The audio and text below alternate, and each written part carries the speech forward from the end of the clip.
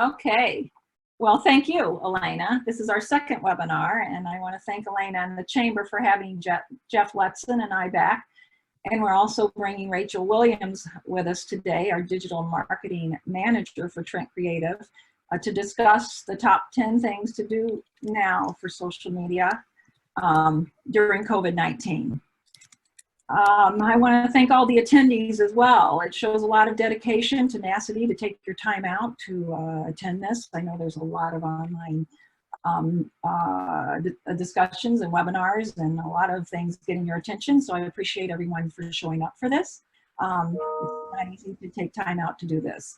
With that in mind, it was created so it will be well worth your while, and there'll also be a Q&A at the end if you don't get your questions answered during the webinar.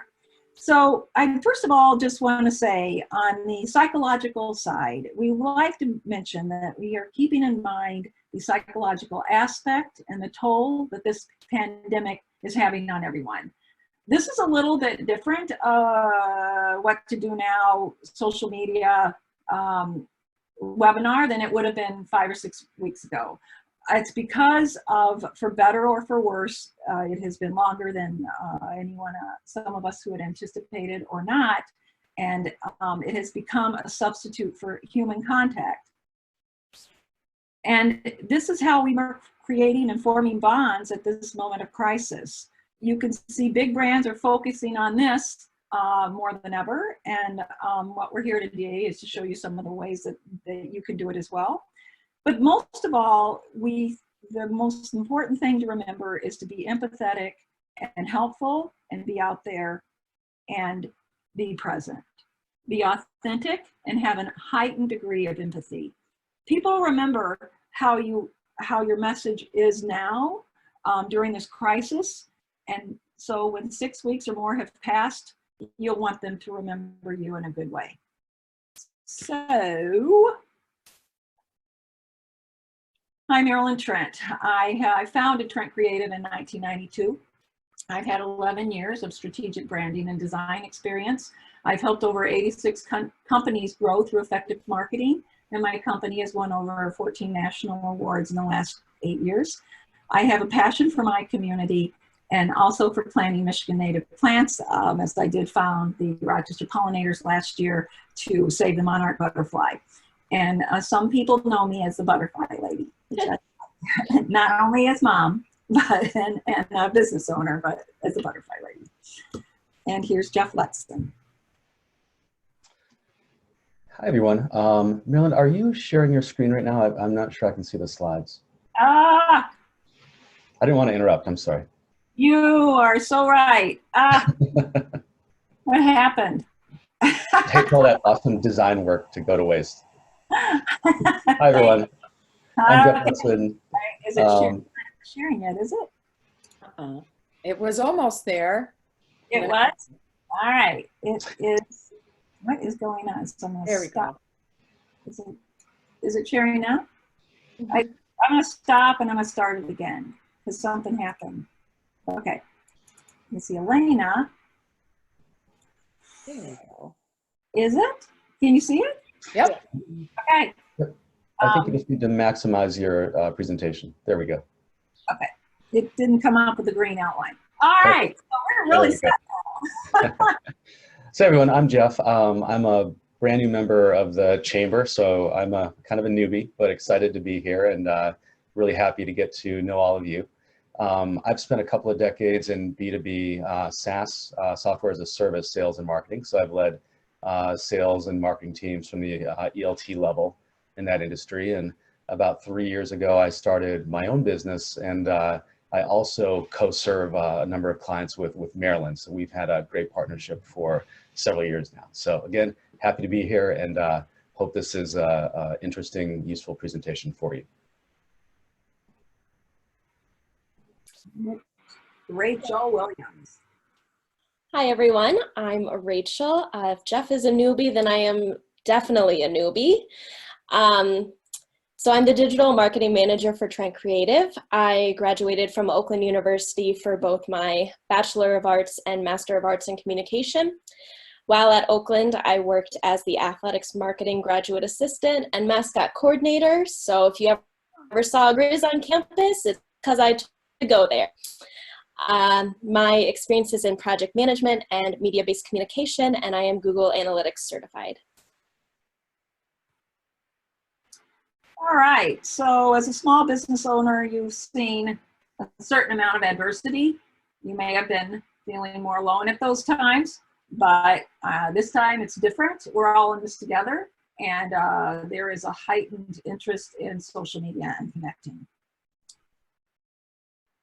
So the 5 things to do now are here, are these. Know where you are to start down the right path. We'll talk about defining your message during COVID-19, create a social media plan, implement social listening, and put your plan into action.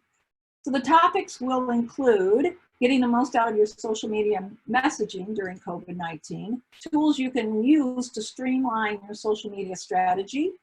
We'll share those tools with you, how to use a social media calendar correctly, and what channels are the best for each industry. Now is the time to over-communicate. And we hope this will start you on the right path for these 5 best practices. If you do, you will see increased engagement and take the first steps to mastering the art of connecting to your audience in real and authentic ways during COVID-19. And we'll start with this.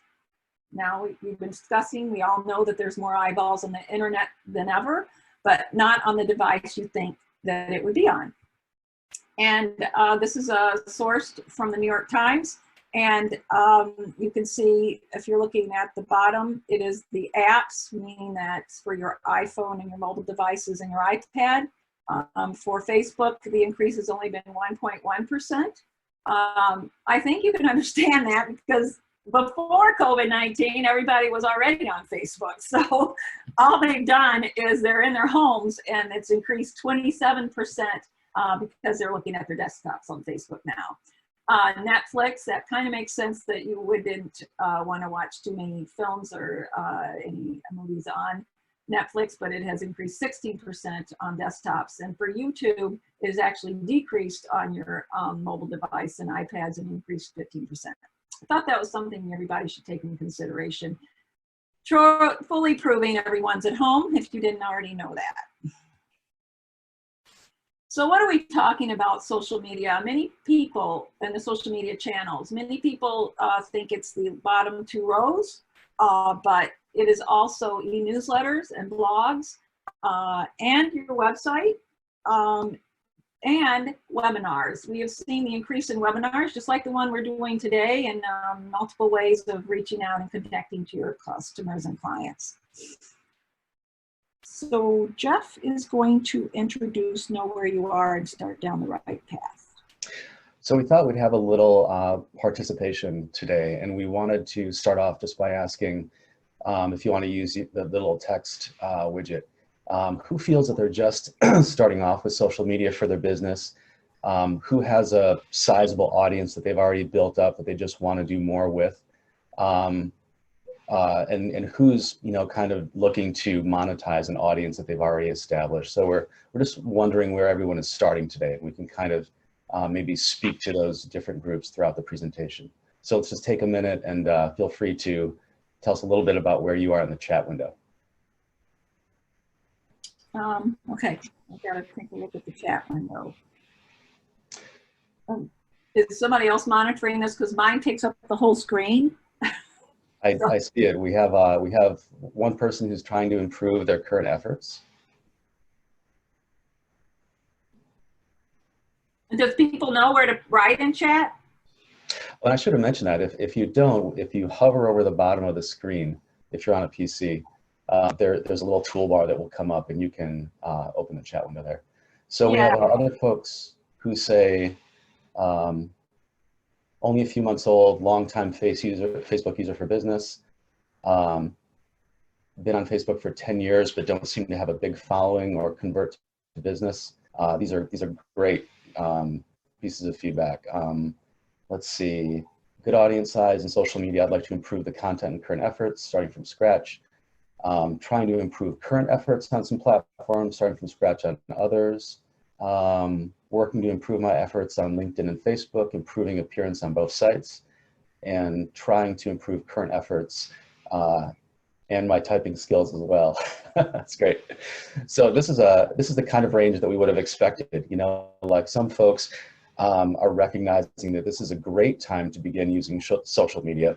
It's a time where you can really make a strong first brand impression with people that you want to do business with down the road by, you know, kind of sharing information and knowledge and insights with them now, and you know, demonstrating compassion. There's a lot of folks, a lot of us who have worked on it for years, who are always looking, you know, for a way to really, you know, kind of get beyond the plateau and grow the audience, and hopefully monetize it. So we'll talk about that as well.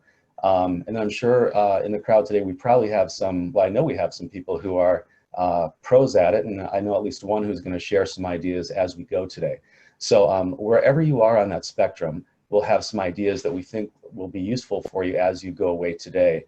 And as we get to the end, you'll see that as businesses, you know, we understand this is not a hobby, that this is something that ultimately that you want to monetize, and we will share ideas with you throughout the presentation to help you down that road. Okay, so yes, so the idea behind that was if you do have a channel, you need to audit your channel, your audience, and your followers. That would lead you into defining your message. So what are you going to talk about? Who are you going to talk to about it? What do you want to happen when you talk to them about it? When you post with a purpose, make it relevant, engaging, content-rich, and implement storytelling when appropriate. There's a lot of talk about storytelling. Just be careful how you decide to talk about storytelling. Just don't start telling stories because you find them interesting. Make sure they connect to your business and marketing plan. Okay. We talked about now is the time to communicate more. So what we're doing is, and we're telling you to do, is define your message with the end goal in mind. We want you to create a plan that targets your audience that will buy from you, or a stepping stone to get people to buy from you. Those are two types of posts and communication methods. And also, are you selling a product or service? Is this for awareness only? Is it to gather emails for a nurture campaign? What is the best way to reach them? Is your channel that you've chosen the best way? And what is the call to action? So there's two types of calls to action, which is kind of nice, so that you only have one or two to choose from. I like it simple. One is transitional, and it allows your audience to get something interesting from you in exchange for those emails, or you can begin to build a relationship with them until they're ready to purchase. I'm sure you've seen a lot of these. And examples of these are, calls to action, or CTAs, or ebooks, downloads, white papers, infographics, buying guides, interactive calculators, video how-tos, etc. But then the direct call to action is the thing that makes your business money. You want to buy now, book now, schedule an appointment, sign up for a demo. I wanted to show you a couple of examples of local businesses that are doing an excellent job on pivoting their message to the COVID-19 times that we're going through. One of them is Park 600. I'm sure you guys know about this. You might even know about the campaign. It's brilliant. And Sue Keels and her team do an excellent job in social media. And this one does a good job of mixing storytelling with a full campaign called Pizza with a Purpose. You can see that, and actually what we had talked about, what Jeff had talked about, where are you starting from? Well, the Royal Park had a current sub-brand implemented called Shop Like a Local with the DDA and the downtown businesses. And so they had something to build upon, and they saw that opportunity and they built upon it. So they modified their message and started connecting with the larger community with their campaign that donates the pizza to the healthcare workers and local responders for every pizza kit purchased from Part 600. And it worked so well that this is the second time they're doing it. But they are the good part, and the experience part that they have with social media is that they built upon it with the pizza day pizza day pickup with their employees. They brought in their CEO Frank Rewald, did a personal post from him for the Frank Pizza. They built upon the Frank Pizza with a video. So that is discussing a business as business to consumer, that sells direct to the consumer. And I'd like to talk a little bit about the business to business markets. So marketing. So LinkedIn is the choice for the most effective and efficient way to reach businesses. So LinkedIn has over 575 plus million users with more than 260 million monthly active users. So that's almost it's almost 3 times more effective for generating business leads than both Twitter and Facebook users if you know how to do it. And with COVID-19, they have seen an increase, and they also, LinkedIn suggests it's a good time to share more stories. You can get more personal now. You can post your and your employee stories as an example, and you can discover and comment on conversations that are relevant to you. So a local business who has been doing this very well has been Chief Financial Credit Union. And I've been following or seeing Ashley Chambers' posts. She's the Director of Business Development. I've been seeing them for months. And they're always good. They're on target. She talks about the community. She's a big supporter of the community and the chamber. She posted events. She didn't talk about Chief Financial. She talked about all the things, mostly it was not about Chief Financial. A lot of it was just awareness. So when the payment protection program loan was available, I reached out to them and I felt like I knew who Ashley Chambers was. So when you talk about social media, you're not going to get those results, like quick results. Well, I made a post and no one said anything. It is, if you use it correctly and you think of it as a way of how you are in a room meeting people, you could treat it with that in that manner. So that she just kept talking about the things that she liked doing. And then like I said, I felt like I knew her, and her personality was the same when I worked with her. She was friendly, she was responsive. And so now, this is what I'm showing now, of course she didn't quit communicating. Her message has changed some. And she's talking about, this one is a gratitude post to start your week. And this is all through LinkedIn. LinkedIn is, I don't know if people have noticed, but it has become more like Facebook with likes and posts and the same types of features and functions that Facebook has. So she does a humorous one called "Who Says You Can't Put Humor on LinkedIn? Bring before and during after pictures of the quarantine life." And that's what she posted there. She talked about Spirit Week still, even though it's their quarantine. And then she brought the chamber in. I'd also like to say, before I go on, stay on the chamber, Elena and her team are on steroids with how they pivoted to take care of the community and their business members immediately. I mean, they were leaders in this. And even with these webinars, bringing in members to help them as well. And it's just been amazing. They added the COVID tab, like I would have suggested and recommended, just anything to help her membership and the membership get through this and as a support. Okay, so Hey Marilyn, can I add a little case study there really quickly? Sure. Awesome. So I just shared a link to a LinkedIn profile in the chat window. It's really helpful as you're building your social brand for your business to have people to benchmark. And Joe Mullings is someone who's in the healthcare recruiting space. But the way he talks about his business is that he says, I created a media company that has a recruiting business attached to it. Other people perceive him as a recruiter. In terms of getting the tone right for your business social marketing, He's just an excellent example. I know nothing about the healthcare recruiting space. I have very little interest in it, but I follow him every single day because he just does such an exemplary job of creating compelling content. And, you know, creating an organic following on these platforms can be difficult. So really finding your voice and creating content that resonates with people who aren't even in your industry, that's a really powerful thing once you can sort of figure that out. So like Ashley, this is another great person to benchmark, but I would encourage you, find people that are compelling to you and stay tuned into what they're doing each day, and that'll help shape your behavior, you know, your expertise from day to day as well.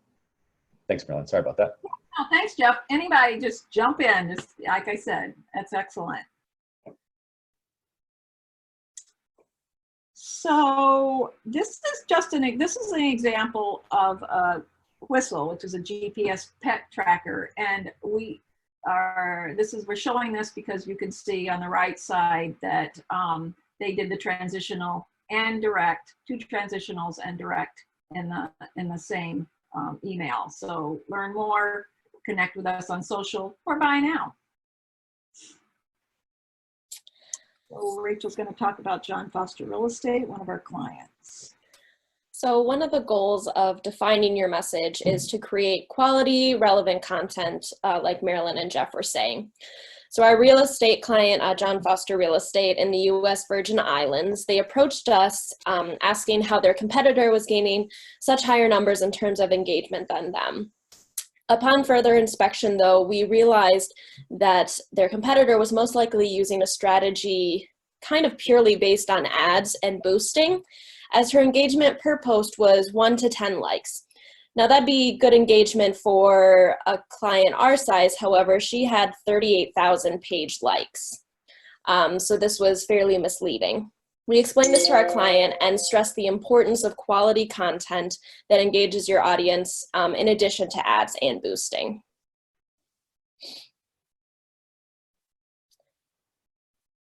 So this was an example of how we sort of pivoted their messaging, explaining the changes going on with them. It was a stronger post for them based on the reach, and it included shares and comments. So we work with our clients' business strategy and analytics to create quality posts. You can use Facebook Insights, like you're seeing on the slide here, to examine who your fans are, and then the other analytics to determine the interests of your audience and then tailor posts for them. Okay, we'll go back to what a lot of this underlying strategies is based on the right tone. And I've said over the years that much of what I know about what to say on social media, I learned from my mom. And to be empathetic, listen more, talk less, mind your manners. And now's the time for overselling, or possibly for not overselling, or possibly selling at all unless it's essential. There should have been a not in there. Offer freebies or discounted rates, offer free information or how-tos, don't respond or talk about politics. I think you've probably seen that starting to be on the rise, about people's opinions about COVID-19 shelter in place. Be generous, compassionate, and kind. Be generous. Compassion and kindness are free, and it will be remembered. So we talked a little bit about a bigger brand here. They used what I call a little bit of guerrilla marketing, as they are putting these swan signs out in front of their banks, brick and mortar banks, but they're also tying it in with social media with hashtag in this together. And Huntington Bank is one of the larger SBA lenders, as a relationship with the SBA before the loan. So, let's see. This is a free design tool. As painful as it is for me, as being from a design firm, to share with you, I had to put on my generous and empathetic hat. if you can't afford a designer, Canva has this wonderful design tool, and you can investigate that, and it can really make your posts look very professional. And here, there must be Scott Lawrence somewhere in this, in our webinar here. I'm here. Okay, he reached out to me, and I've known him for a while. He did a wonderful headshot of me. It's not always easy to do, and I really liked it because that he reached out, because this is what happened when we did our first webinar, and I really like this type of engagement. And he offered to talk about what he'd been doing, and I said, hey, you know, jump on board, help, you know, share and help so people can learn from you as well. Hi, everybody. Thanks, Marilyn. So I think most of you know me that are on the call. I'm a headshot photographer primarily, so I work with mostly, I do professional images. I don't do weddings. I don't do a lot of families. So it's all pretty, you know, pretty business related type portraiture. So one of kind of the first things I did after I got off the first call with the first chamber call, which talked about all the business aid, I applied for all that. And then I started working on this stuff. But, you know, so these are all things that I'm doing by myself. I don't have somebody like Rachel or, you know, big team or anything like that. So nobody has any excuses as to why you can't do any of these things. You know, this is all doable for one person with, you know, a house full of coworkers trying to do homeschooling as well. So the first thing is just keep blogging. You know, if you don't have a blog on your website, start one. You don't have to blog every day, but, you know, once a week, once a month, just something consistent so you can show both your prospective clients and Google that you're still alive and kicking. You know, you go to, a lot of people will start blogs and then, you know, they come back and you see, you know, if you go to a site now and you see the last blog post was from 2018, that doesn't give you the most active feeling to that website. And Google looks at it the same way. Again, as Marilyn alluded to, all the website traffic is up, and that's something I hadn't seen. So that's all the more reason to keep feeding Google. So with my blogging, I'm also promoting I'm doing some Zoom consultations right now. So these are free consultations. These kind of get, it's the best that I've come up with at this point to kind of establish new relationships with potential clients. So we've talked about new projects, new ideas, and you know, I can talk for a while about web design and logos and social media and stuff too. So it's just a good conversation with prospective clients. Let's see, promoting the past client work. So again, after I kind of regrouped and applied for all the business aid, I sat down and kind of finished all the editing of all the work that I had done in the last, you know, month or two. So this was, you know, January, February work that I had done. I put together a couple of promo videos. I actually did one with Chambers, Michelle Eberly, a couple of months ago now. So we just put together a little promo video on that, just to give people something else to look at that's not terrible news, you know, if you're looking at any of the news sites. I think as a photographer, you know, Marilyn touched on the idea of kind of the marketing tone. I can, you know, as a photographer, I think we want to see images, and we follow photographers to see their images, not something else. So I think there's no reason you can't show your own products or services, because that's how people get to know you. So I don't think there's any reason not to talk about what you do, you know, kind of at the pace you've been doing it before. And it also gives something for people to look forward to. You know, it's good to daydream a little bit, kind of take your mind off something. And if that works for somebody, then I think my job is done on that, with that respect. Repurposing content for additional platforms. So I think a lot of people mentioned in the chat there that, you know, they're looking to expand or dabble more in LinkedIn or, you know, something like that. anything that you create, whether it's a blog post, a video, snapshots with your phone, anything, be thinking about multiple platforms. So if it's, you have a new product and you've got some images to share or behind the scenes video, think about how you can use it in multiple places. So whether it's, YouTube and LinkedIn, Instagram and Facebook, your website and somewhere else, that's something that kind of, once I got the hang of, it's so beneficial, especially when you don't have anybody else helping you with your social media. It's really helpful. So specifically what I did is I took some of my YouTube channel content. These are videos that I do for my clients, just basically how to prepare. So, it's not how to take the images, it's how to be a model essentially. So you come in, I talk about what you should wear and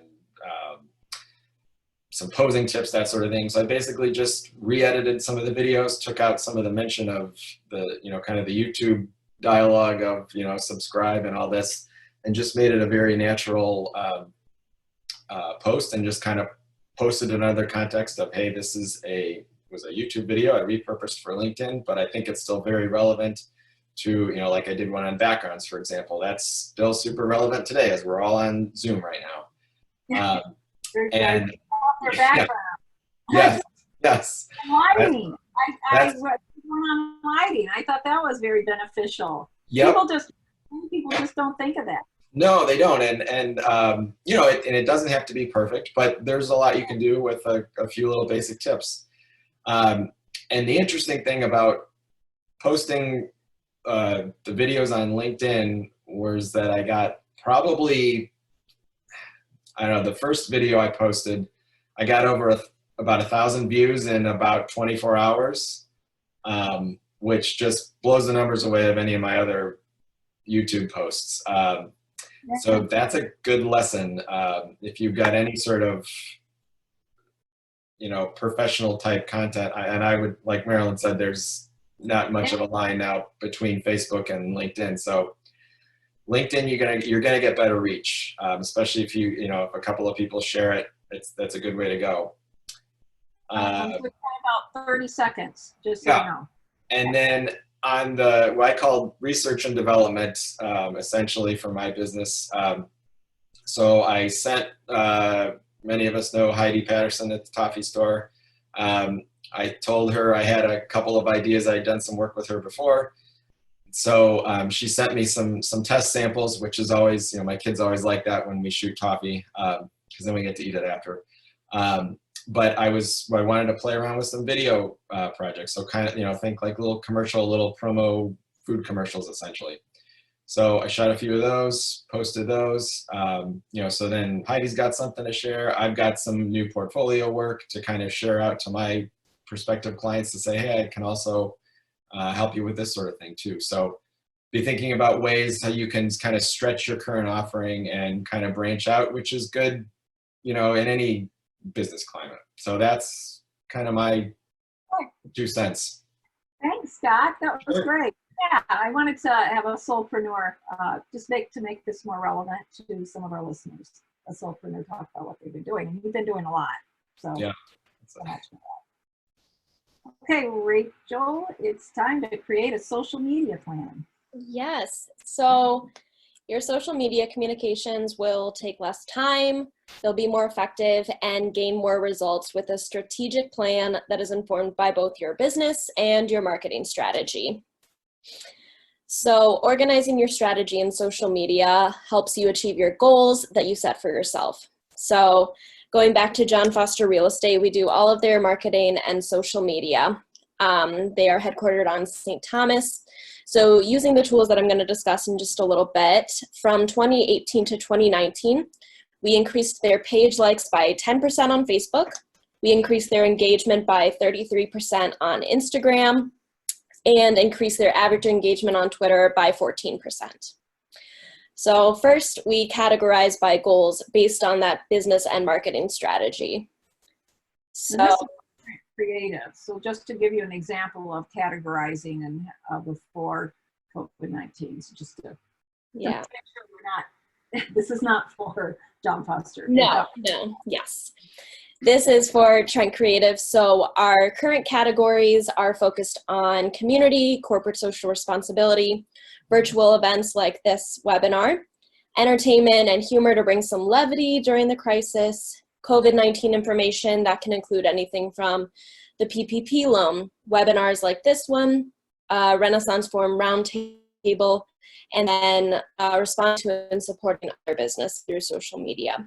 We're also doing direct call to actions, specifically for our nonprofit clients, asking people to support them. It's more important now than ever. And then free tools. Before COVID-19, we still had categories focused on corporate social responsibility, specifically the Rochester pollinators. Since Marilyn is the butterfly lady, we have to shout them out. Grow your business. So starting your week with a trend or tip in marketing and design. Entertainment, we still included relevant humorous things that we found, case studies from previous clients, and then free tools, again, as well as direct calls to action. So we meet weekly to discuss and approve posts and strategy. From there, we create the list that you're seeing here of evergreen topics of the month that we can incorporate at different times. We then have a monthly calendar with general topics for each day. As you'll see there, that was our April strategy. We started about halfway through once we got a better idea of where COVID was going. And then once we have that calendar set up, we break down the posts week by week into the calendar template with the category, topic, platforms, the post concept, the additional information, and a place to track performance. Performance can include engagement, reach, and the additional information should include any suggestions as we're working as a team. And then if we're going to use it as a boosted post or a Facebook ad. Yeah, and we can share, we are going to share our social media calendar template for anyone who would like it. So implementing social listening is you begin to do more social media and you begin to get more engagement. It's an important way to retain and acquire new clients, and it's important to have a social media response. It's an essential tool of building and maintaining a solid reputation on social media. It's basically monitoring and responding to comments. Because you're going to get negative and positive as you continue to, if you engage with more and more people. So you have to listen to your clients, good or bad. And you also, the last thing you want to do is develop a reputation for all the wrong reasons. Bad service scandals and other issues can cause negative and social media mentions. Negative social media mentions. So customers like it when you respond. And sometimes I go to Facebook Messenger when I can't get through to through an email or a phone call, and those social media people, they are on it. They love to get responses. So I can get a response quicker through social media, Facebook Messenger, when I have a complaint or concern. You can also discover new opportunities when any customers start complaining about the same problem or rooting for the same win. It's a sign that there's something to take note of and run with. And this is when you're making lemonade out of lemons. Rather than simply monitoring these changes, you can use the social listening to find new ways to innovate and pivot or change. You can also increase customer acquisitions. Using a social listening, you can discover the types of content that those who follow you mention you, enjoy by viewing their posts. Share hashtags and photos.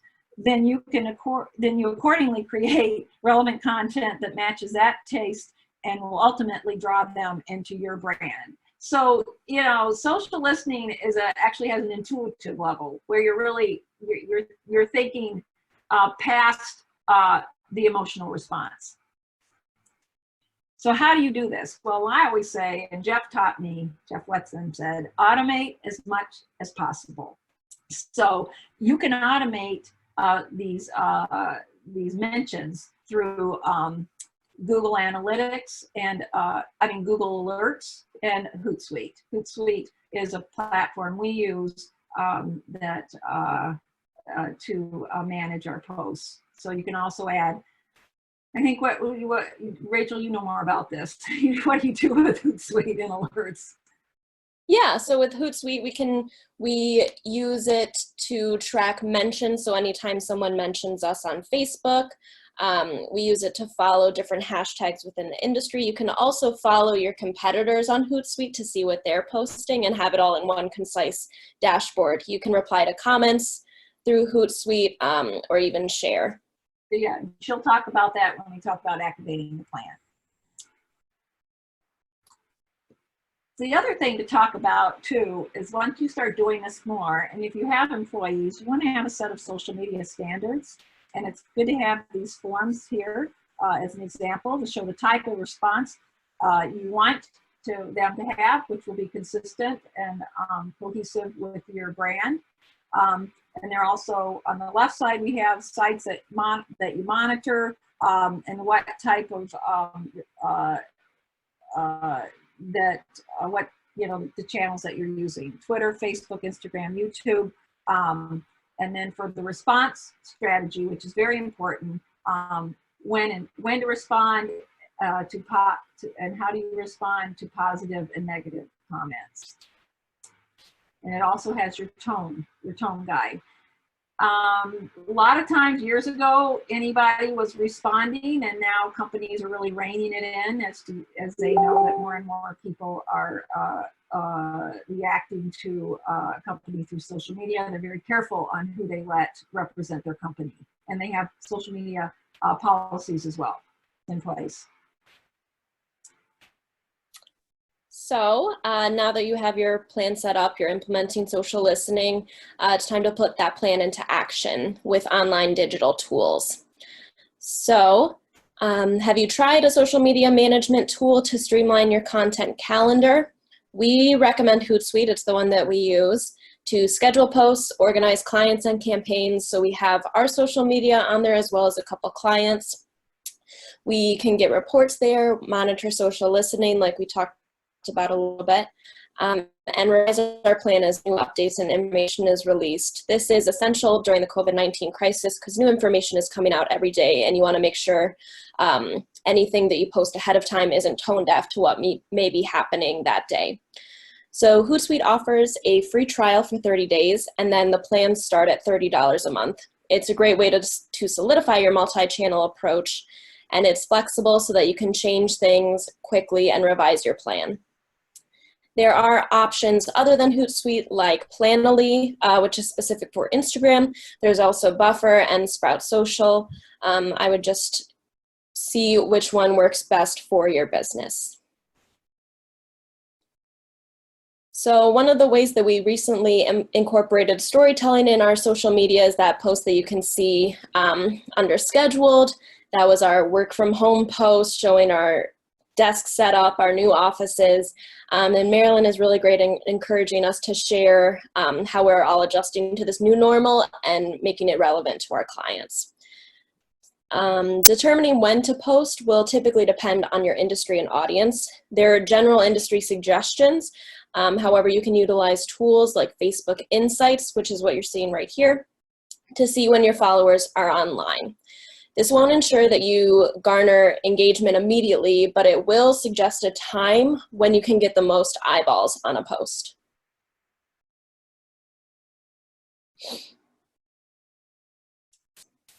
Just a general overview of which channel to use for your industry and audience.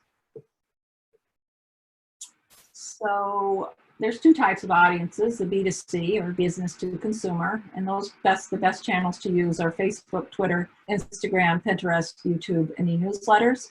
And your business to business is LinkedIn, YouTube, e-newsletters, webinars, blogs, Twitter, and Facebook.